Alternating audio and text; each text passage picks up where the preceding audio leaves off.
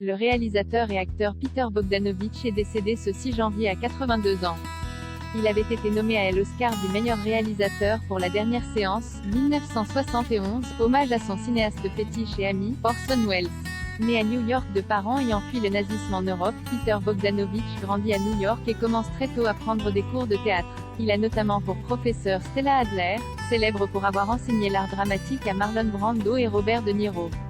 Cinévore acharné féru de cinéma, il visionne jusqu'à 400 films par an. Le jeune Bogdanovich commence par travailler au Musée d'art moderne de New York au début des années 1960.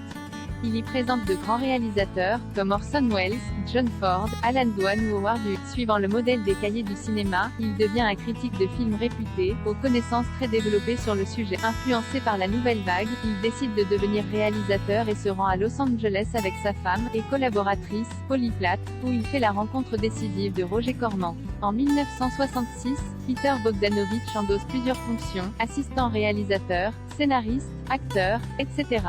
Sur le tournage des Anges sauvages de Roger Corman, lequel le pousse rapidement à la réalisation. Après avoir mis en scène un documentaire sur Howard Hughes, il réalise son premier long métrage de fiction, Le méconnu voyage to the planet of prehistoric women et poursuit avec La cible, un film d'horreur avec Boris Karloff dans le rôle principal. La Dernière Séance, c'était lui, mais c'est par le biais de son film suivant qu'il acquiert véritablement le statut de réalisateur en vogue, dont le travail est parfaitement en phase avec les constantes définissant le nouvel Hollywood. La Dernière Séance, centrée sur la vie de jeunes gens ordinaires dans un petit village isolé du Texas des années 1950, est un énorme succès critique et commercial.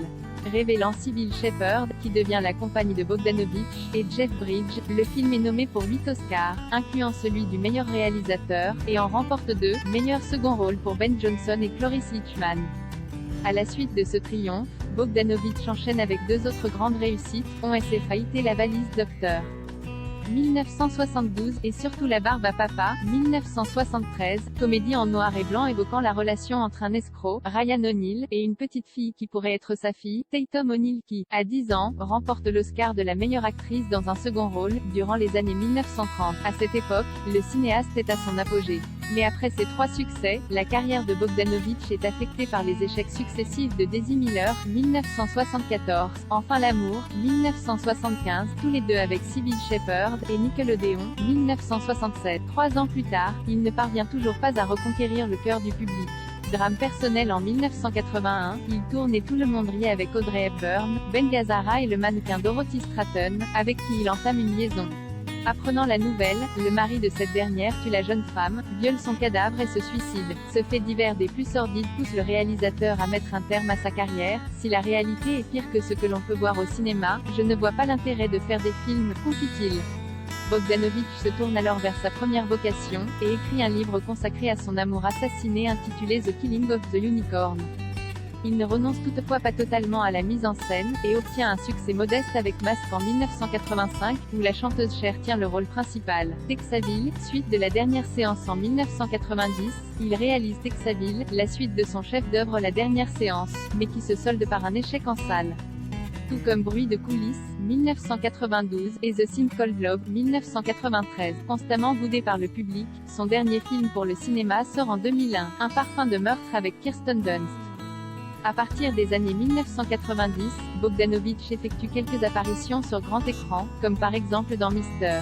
Jealousy et Studio 54.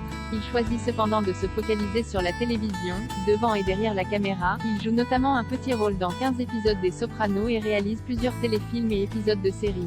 En 2015, Peter Bogdanovich fait son grand retour derrière la caméra avec la comédie dramatique Broadway Therapy. Fort de son prestigieux casting, Owen Wilson, Jennifer Aniston, le film suit le parcours d'une ancienne escort girl devenue actrice qui noue une relation avec un metteur en scène à Broadway. Continuant à faire l'acteur, il décède le 6 janvier 2022 alors qu'il travaillait à une nouvelle réalisation One Lucky Moon. Figure emblématique du nouvel Hollywood, Peter Bogdanovich est très représentatif de cette époque particulière. À l'instar d'Al Ashby et bien d'autres, il n'a pas réussi à reproduire le succès de ses premiers films novateurs.